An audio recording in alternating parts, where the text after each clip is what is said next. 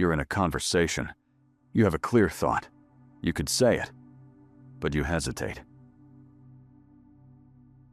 You adjust the sentence, soften the tone. Maybe you don't say it at all.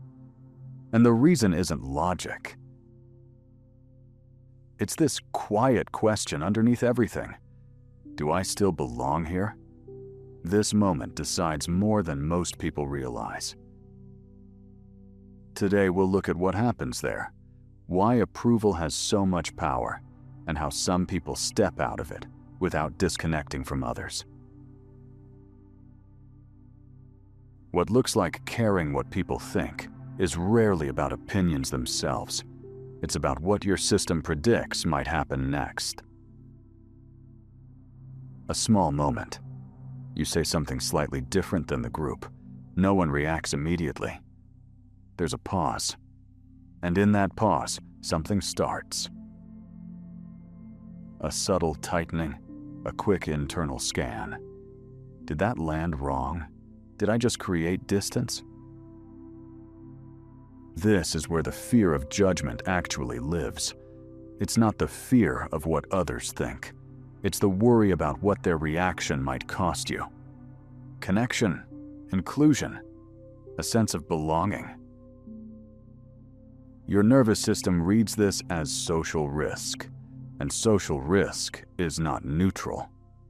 It activates the same circuitry as more obvious forms of threat. That's why something small can feel disproportionately heavy. The situation isn't big, but your system is protecting something important. This is why most adjustments happen before you even notice them. You soften a sentence, you change a word, you hold something back, not as a strategy, as a reflex. In a meeting, this can look like you have a clear point. You start saying it. Then you hear your own tone shift slightly, less direct, more careful. Or you stop halfway and move on to something safer. Afterwards, you might not even remember what you originally wanted to say, because the adjustment was automatic. Your system continuously runs a question in the background. Am I still included? And your behavior follows that signal. This is what most people call caring what people think.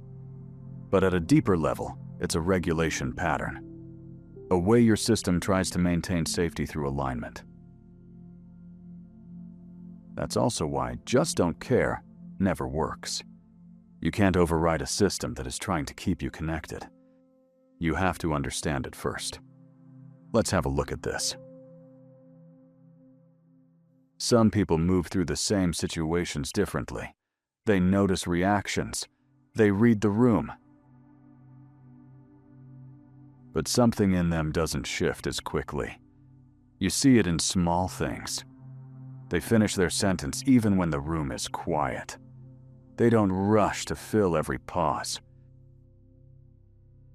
They don't immediately correct themselves when someone disagrees. This isn't confidence in the loud sense. It's something more stable. Their sense of belonging is not negotiated moment to moment. It's already decided. That changes everything. Because once belonging is internally settled, you don't have to constantly secure it externally. And that reduces the pressure that drives most reactive behavior.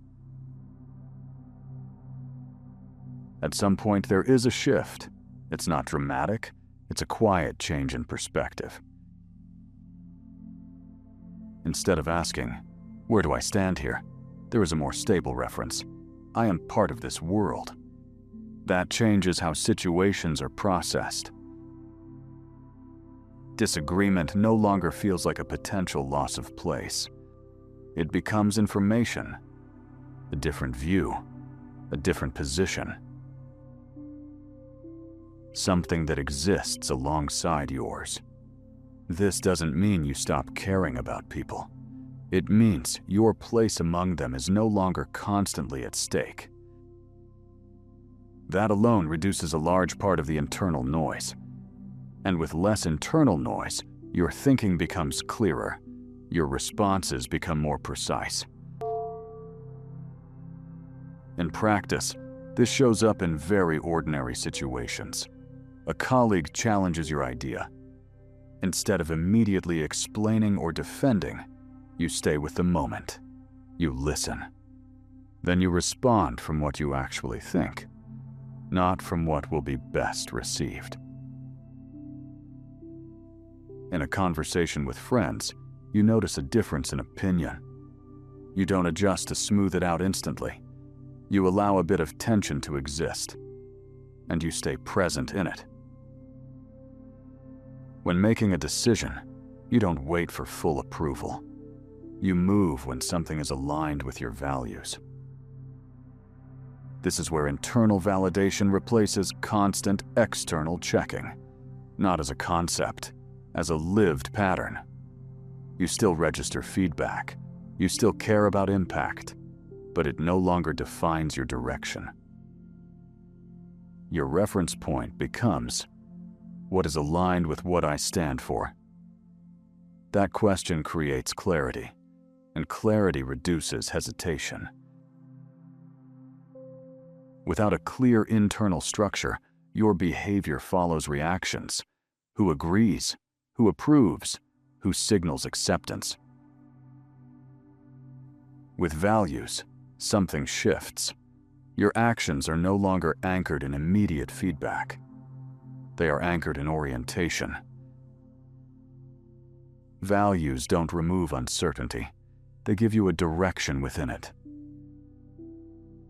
Most people look outward to reduce uncertainty. People who act from values stay connected to an internal line. That's where self-trust develops. Not as a belief, but as repeated experience. You act. You stay with it. You see that you can hold your position even when reactions vary. And over time, your system learns something new. I can stay stable without constant approval. There are moments where this becomes uncomfortable. A conversation shifts. Someone withdraws slightly. Agreement doesn't come. This is where the old pattern tries to come back. You feel the impulse to adjust, and you pause, even briefly. That pause is where the change happens. Interestingly, this shift doesn't distance you from others. It often does the opposite. When your behavior becomes less reactive, it becomes more predictable, more stable. People don't have to constantly readjust around you. They know where you stand. And that creates something important. Trust. Not because you agree, but because you are consistent. In groups, this has a strong effect. When tension rises, most people speed up or withdraw. A stable person changes that dynamic, without dominating, without pushing, just by not shifting with every signal. This creates orientation, and orientation is something people look for in uncertain situations. That's why people who seem to care less often have more influence, not because they ignore others, but because they are not driven by every reaction. You don't need a big change to begin. A practical way to start with not caring about what people say is to start with one moment. Notice when you begin to adjust. Pause there. Then ask yourself, what is true for me here? And act from that. Over time, this builds a different baseline, less checking, more clarity, a more stable way of moving. Over time, something becomes quieter, less checking, less adjusting. Other people's opinions stay, their influence changes, and what remains is simple. You are part of this world. From there, your actions gain weight. That is where substance begins. If this resonates with you, you're likely someone who thinks independently and wants to act with clarity. That's exactly what this channel is for. We explore the psychology behind calm thinking, stable decisions, and acting from values, especially when it's not the easiest path.